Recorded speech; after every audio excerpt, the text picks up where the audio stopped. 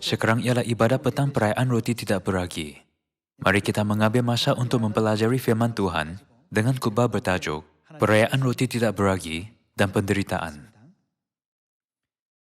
Perayaan Roti Tidak Beragi ialah perayaan tahunan kedua yang jatuh pada hari selepas Paskah. Makna yang paling penting untuk perayaan Roti Tidak Beragi ialah penderitaan. Hari ini, kita memulakan ibadah pada masa yang sama apabila Yesus mengucapkan firman yang terakhir di atas salib pada 2000 tahun dahulu. Eloi, Eloi, lama sabachthani, lalu memutus nafas. Dia memikul dosa semua manusia di atas bahunya dengan menjadi anak domba pengampunan dosa. Dia dikorbankan di atas salib pada pukul 9 pagi dan menyerahkan nyawanya pada pukul 3 petang, lalu kembali ke kerajaan syurga. Namun, untuk kita mengetahui bahwa Tuhan yang Maha Kuasa tidak dapat dikurung oleh kematian, bahkan untuk seketika, Dia menunjuk semua manusia, kekuatan dan kekuasaannya yang besar melalui kebangkitannya.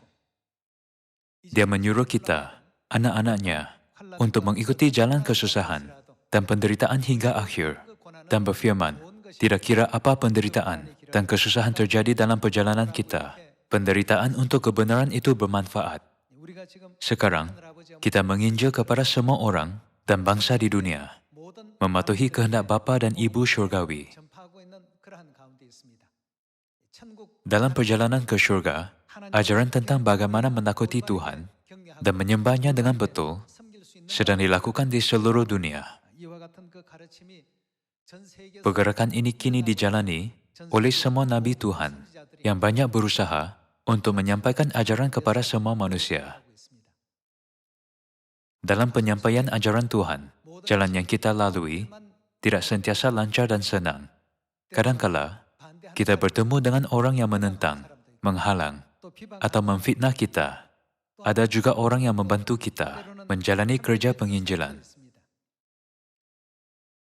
Walaupun ada banyak masa penderitaan, Tuhan menyuruh kita untuk mengikuti jalan Kristus.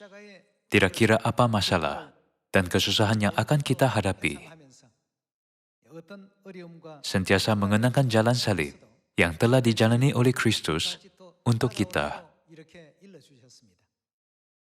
Mengingati bahwa kerajaan syurga yang Bapa Syurgawi dan banyak malaikat syurgawi sedang menantikan kita pada penghujung penderitaan kita,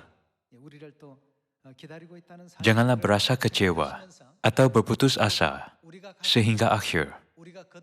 Walaupun jalan yang kita jalani dipenuhi dengan penderitaan, kesusahan, dan kesakitan, dengan demikian, kita semua akan layak memasuki kerajaan syurga.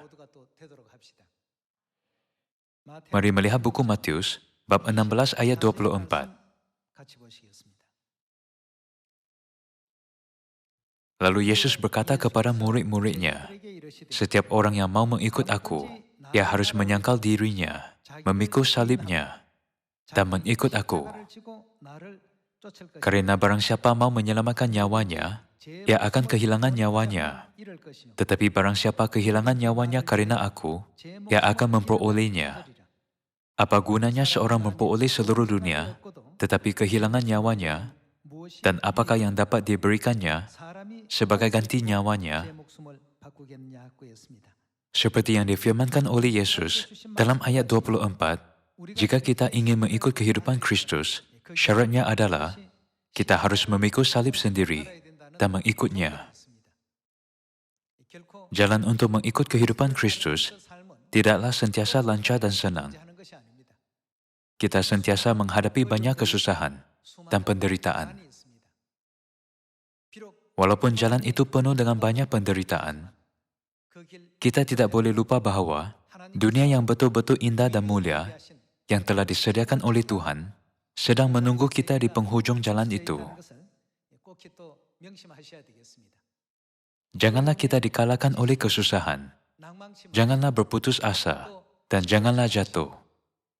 Kita mesti bertahan dan mengatasi semua kesusahan dan penderitaan dengan berfikir, semua kesusahan Dan penderitaan yang aku hadapi semasa mengambil jalan iman ialah jalan yang buat aku memikul salib sendiri dan mengikut Tuhan. Mari melihat buku 1 Petrus, bab 4. Hari ini, mari mempelajari tentang penderitaan pada perayaan roti tidak beragi. Dengan tidak lupa bahwa Tuhan akan mengurniakan kita berkat syurga yang kekal sebagai hasil penderitaan Kristian. Marilah kita berusaha bersama-sama dan jangan berasa kecewa kerana penderitaan. Bab 4 ayat 12 tertulis, Saudara-saudara yang kekasih, janganlah kamu heran akan nyala api siksaan yang datang kepadamu sebagai ujian, seolah-olah ada sesuatu yang luar biasa terjadi atas kamu.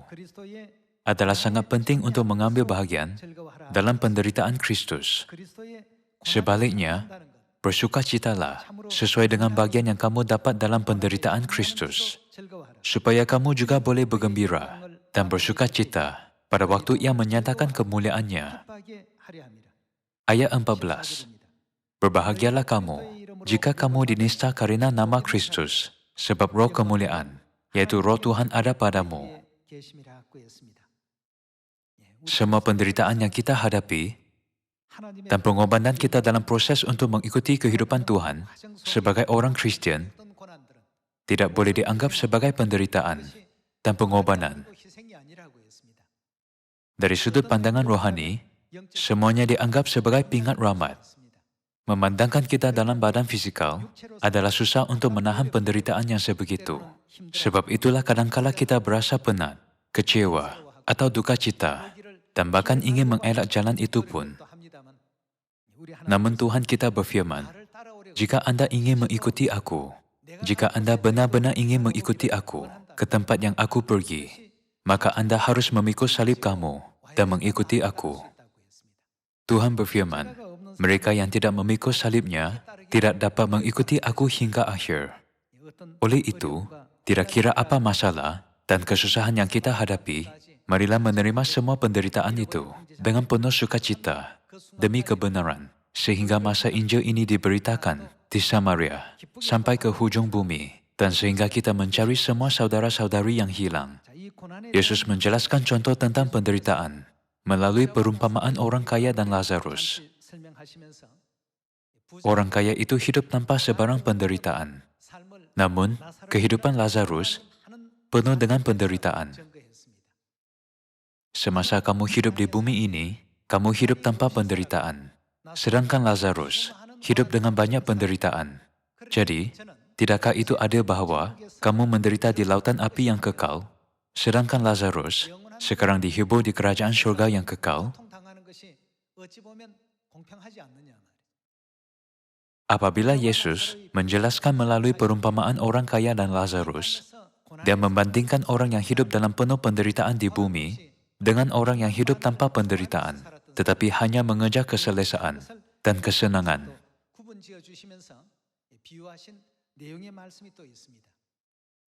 Melalui perumpamaan ini, kita faham bahwa Yesus ingin memberitahu kita apakah jenis kehidupan yang kita orang Kristen harus hidup untuk menerima berkat yang benar dan kekal.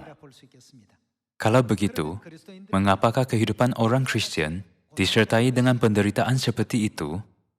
Marilah melihat ajaran di dalam buku 1 Petrus, bab 5 ayat 9. Lawanlah dia dengan iman yang teguh, sebab kamu tahu bahwa semua saudaramu di seluruh dunia menanggung penderitaan yang sama. Dan Tuhan, sumber segala kasih karunia, yang telah memanggil kamu dalam Kristus kepada kemuliaannya yang kekal, akan melengkapi, meneguhkan, menguatkan, dan mengokohkan kamu sesudah kamu menderita seketika lamanya. Ialah yang empunya kuasa sampai selama-lamanya. Amin. Sini berkata bahwa melalui penderitaan yang kita alami, Tuhan meneguhkan dan menguatkan kita, membuat kita berdiri teguh, serta mengukuhkan iman kita. Sebab itulah kita diberikan masa untuk menderita. Namun, itu hanyalah sementara. Jadi, apakah yang akan kita hadapi dalam perjalanan ke kerajaan Tuhan, menurut buku Kisah Para Rasul bab 14, kita akan mengalami banyak kesusahan. Jika bermain-main dalam kehidupan iman, kita dapat mengelakkan jalan yang berbatu-batan dan sukar. Namun, jika kita berazam untuk mengikuti jalan yang Kristus ambil dengan sepenuh hati, kita mesti memikul salib kita, tidak kira ia besar atau kecil. Marilah melihat satu ayat lagi di dalam buku Kisah Para Rasul, bab 14. Mari membaca bab 14, ayat 22. Di tempat itu mereka menguatkan hati murid-murid itu dan menasihati mereka supaya mereka bertekun di dalam iman dan mengatakan bahwa untuk masuk ke dalam kerajaan Tuhan, kita harus mengalami banyak sengsara. Pada permulaan khutbah ini, saya berkata bahwa Tuhan telah memberi kita satu prasyarat untuk memasuki kerajaan Tuhan. Prasyarat itu ialah kita mesti mengalami banyak kesusahan. Orang yang menjalani kehidupan Kristen yang benar dan tulus menghadapi banyak kesusahan, kadangkala daripada keluarga, jiran, kenalan, ataupun masyarakat. Ada banyak halangan yang terus menguji kita dalam pelbagai cara. Namun, kita tidak boleh mengelakkan halangan yang kita hadapi atau meninggalkan iman dalam Kristus. Kita harus faham bahwa jika kita melaluinya dengan keyakinan, Laut Merah di depan kita bukan lagi satu halangan. Malah jalan pintas yang amat diperlukan untuk kita sampai ke destinasi. Halangan Laut Merah ialah penderitaan dan rintangan yang besar bagi kita. Namun, apabila kita mempunyai iman yang betul kepada Tuhan, Laut Merah yang dulu menjadi halangan, bukan lagi halangan atau musuh, tetapi jalan rahmat dan keselamatan yang terbuka untuk kita dan bersekutu dengan kita. Halangan seperti Laut Merah juga akan menjadi alat untuk memusnahkan musuh kita. Kita mesti percaya. Oleh itu, penderitaan sekarang tidak akan berakhir sebagai penderitaan dan kesakitan, melainkan berkat. Melalui penderitaan yang kita alami, Tuhan memulihkan dan menguatkan kita, membuatkan kita berdiri teguh, serta mengukuhkan iman kita. Hari ini ialah perayaan roti tidak beragi, hari untuk merenungkan penderitaan dan pengorbanan Kristus di atas salib. Mulai malam Paskah, Kristus berdoa sepanjang malam demi keselamatan manusia di Taman Getsemani.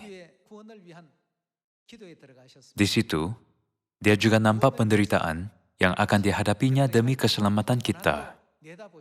Memandangkan penderitaan yang akan ditahankan olehnya begitu menyakitkan, perlu di dahinya menjadi titisan darah. Namun, bahkan pada saat apabila Yesus hampir menjalani penderitaan itu, murid-murid yang dianggap beriman baik pun tidur dengan nyenyak. Yesus datang kepada mereka 3 kali dan membangunkan mereka. Tidakkah kamu sanggup berjaga-jaga 1 jam dengan aku semasa aku menderita? Murid-murid mengelakkan penderita itu dan tidur dengan nyenyak. Yesus datang dan membangunkan mereka, serta menyuruh mereka berjaga-jaga dan berdoa, supaya mereka jangan jatuh ke dalam pencubaan. Dia kembali buat kali kedua dan melihat mereka tertidur. Dia membangunkan mereka sekali lagi. Setelah menyuruh mereka berdoa, supaya mereka tidak jatuh ke dalam pencubaan, dia kembali untuk berdoa buat kali ketiga.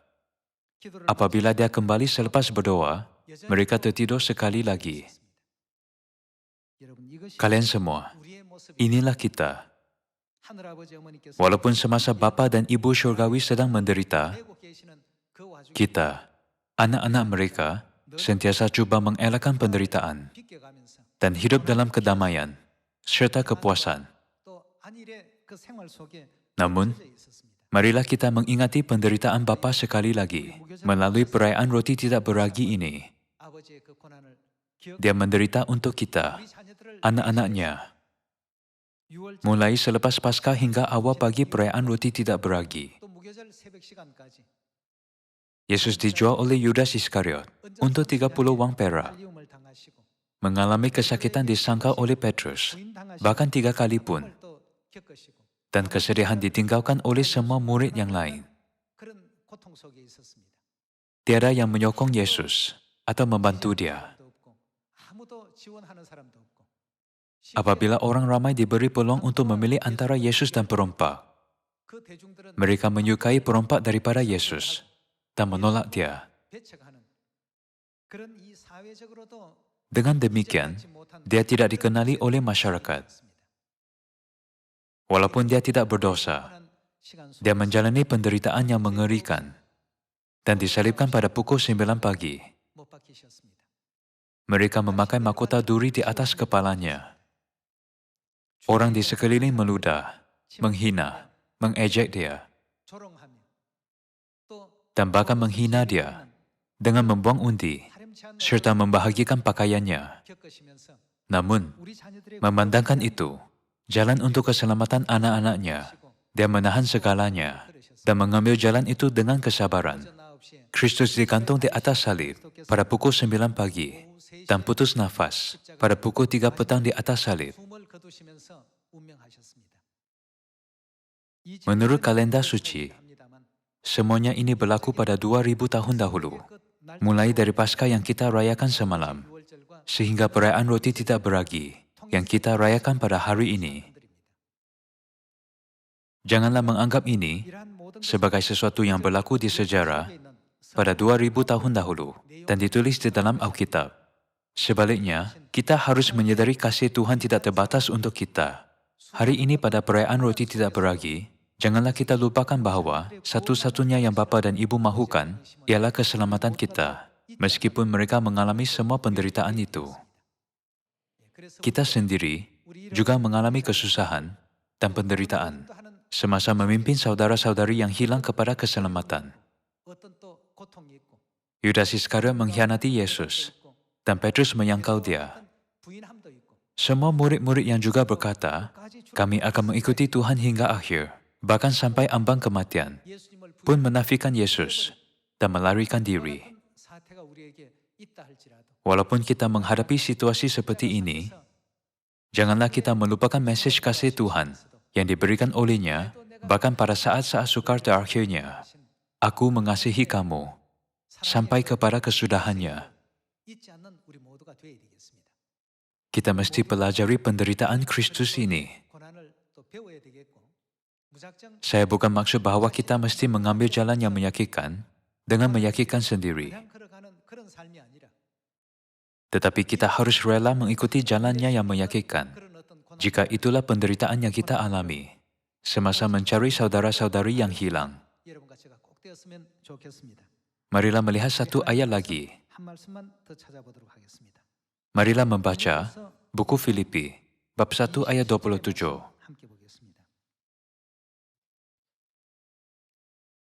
Hanya, hendaklah hidupmu berpadanan dengan Injil Kristus, supaya apabila aku datang aku melihat, dan apabila aku tidak datang, aku mendengar, bahwa kamu teguh berdiri dalam satu roh, dan sehati sejiwa berjuang untuk iman yang timbul dari berita Injil, dengan tiada digentarkan sedikit pun oleh lawanmu. Bagi mereka semuanya, itu adalah tanda kebinasaan, tetapi bagi kamu tanda keselamatan. Dan itu datangnya dari Tuhan, sebab kepadamu dikaruniakan bukan saja untuk percaya kepada Kristus, melainkan juga untuk menderita untuk Dia, dalam pergumulan yang sama seperti yang dahulu kamu lihat padaku, dan yang sekarang kamu dengar tentang aku. Tuhan bukan hanya mengurniakan kita rahmat untuk mempercayai Kristus, tetapi juga rahmat penderitaan untuknya. Tidak kira apa penderitaan yang datang ke atas jalan kita, janganlah kita menyangkal Kristus, tetapi percaya bahwa Bapa dan Ibu Syurgawi ialah Bapa dan Ibu kita. Marilah menjadi anak-anak Sion yang menginjil tentang Bapa dan Ibu kepada semua manusia, serta membimbing mereka kepada keselamatan. Melalui perayaan roti tidak beragi, Tuhan menyediakan kita bahwa penderitaan tidaklah buruk, Dan Tuhan bukan bertujuan untuk membawa kita kepada kemusnahan melalui penderitaan. Tetapi itulah proses yang amat diperlukan untuk kita mempunyai kesedaran dan menjadi sempurna. Memandangkan Kristus telah menunjukkan teladan untuk menderita terlebih dahulu dengan memikul salib. Marilah kita juga memikul salib kita, tidak kira ia besar atau kecil, dan mengikuti jalan itu dengan hati yang bersyukur, tanpa mengadu atau merungut, supaya kita semua ahli keluarga syurgawi boleh capai kerajaan syurga.